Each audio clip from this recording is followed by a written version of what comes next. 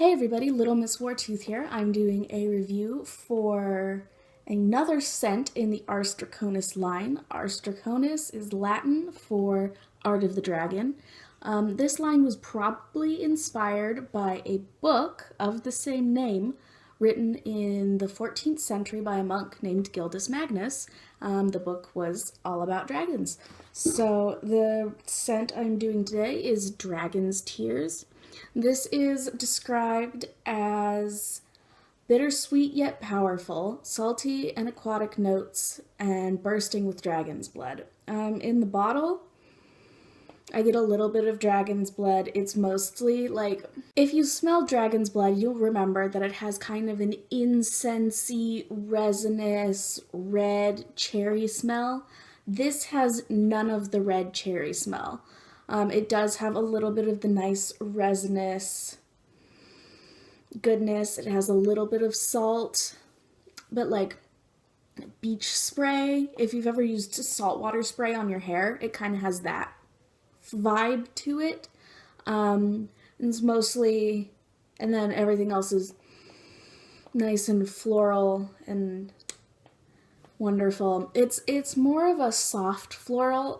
That's another kind of terminology that I'll be using in future videos, is soft floral, hard floral. Soft floral is something that's less like, you know, punch you in the face with flowers. It's more like a bouquet from across the room instead of like spraying perfume on you, which is nice and something I prefer. I'm not really a floral person, though I have gotten more into them since the weather's gotten warmer. Dry, it's less floral and more salty. There's almost a little bit of that fruity sweetness that comes out from the dragon's blood. It doesn't have a lot of throw. Wear time wise, it depends on where you put it. On my wrists, it disappears in about half an hour. And I'm left with that wonderful candle smell that I hate so much, so I basically don't put it on my wrists, and you probably shouldn't either. It wears fairly well on the inner elbow. It does also still go a little bit waxy. I would wear it, and I would comfortably wear it in public. It's not particularly out there. It's very light and fresh and normal smelling without it being, you know, a normal regular perfume. I wish it smelled the same on my skin as it does in the bottle, because it smells so nice in the bottle. That resin scent just adds so much dimension. Don't find it particularly masculine or feminine.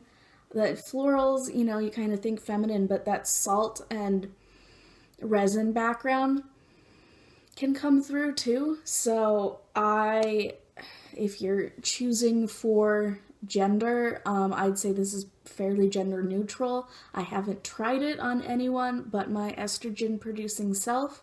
So if you have and you found it to still be gender neutral or leaning more femme, leaning more butch, let me know in the comments down below. Alright, I hope you enjoyed this review and I have inspired you to check out some of the Ars Draconis perfumes, and I hope you have a nice rest of your day and that sleep comes easily to you.